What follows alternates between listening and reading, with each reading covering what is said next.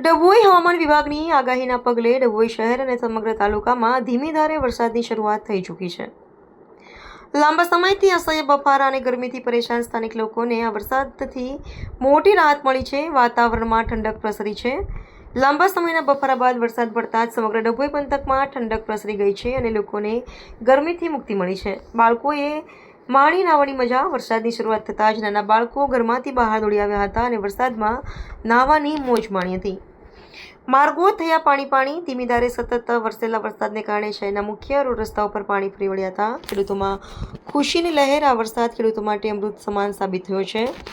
વરસાદ વરસતાની સાથે જગતનો તાત ખુશખુશાલ થઈ ગયો છે અને ખેતીના કામોમાં જોડાવાની તૈયારીઓ શરૂ કરી દીધી છે। ટૂંકમાં કહીએ તો આ વરસાદ ડભોઈવાસીઓ માટે ગરમીથી રાહત અને ખેડૂતો માટે નવી આશાઓ લઈને આવ્યો છે।